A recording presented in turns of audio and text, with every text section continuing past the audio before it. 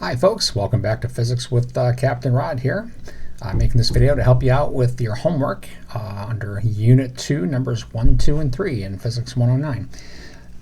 So let's start with this. Let's see. Number 1, the mass of a certain elephant is 4567 kilograms. So we might start with a picture here. I'm just going to let this represent my elephant. And I'll go ahead and write the mass on it. 4467 kilograms. And it says to find the object's or the elephant's weight in newtons. So hopefully you've watched my videos about gravity and weight and such, but the force of gravity, the gravitational force, is what we call the weight of an object, and it's equal to m times g, where m is the mass in kilograms and g is what's referred to as the gravitational acceleration, which is 9.8 meter per second, basically that anywhere on the surface of the Earth.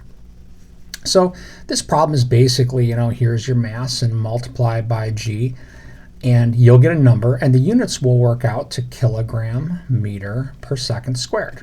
And it's reasonably easy to show that that's what a newton is. So that'll give you the weight in newtons. All right, next on the list.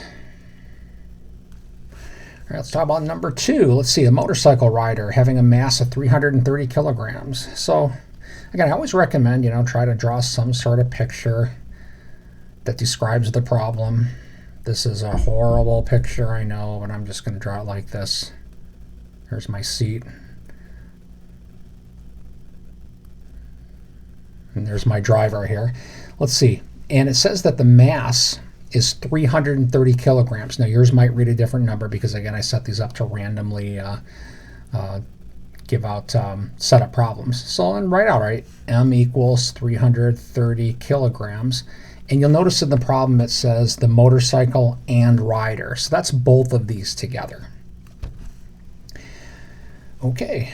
The rider applies the brakes, causing an acceleration of -8 meter per second per second. So you might want to write that down, right? The acceleration is -8 meter per second squared. And a lot of times you'll notice I'll write meter per second per second. These are the same thing. I like this because I think it better describes, it helps my mind at least sort out what that means. But anyway, so this is a Newton's second law problem when it says what force is applied to the motorcycle. So the Newton's second law is that the net force acting on an object is equal to the mass times the acceleration.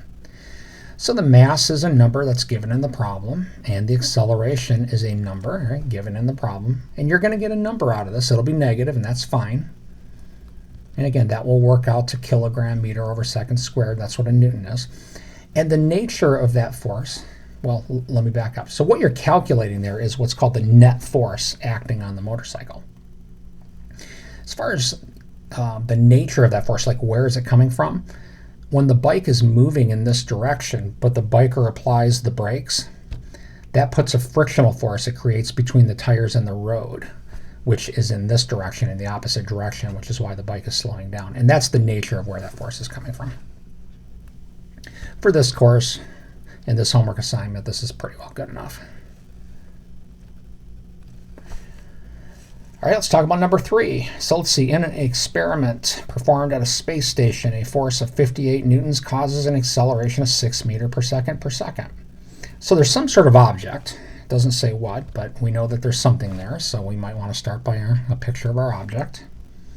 Okay, somebody applied a force to it. 58 newtons in the example that I'm working. Doesn't matter which way you put the force in your picture.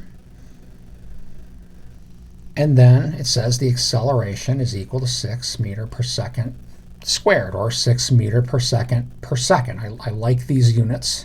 Again, I'll kind of review why.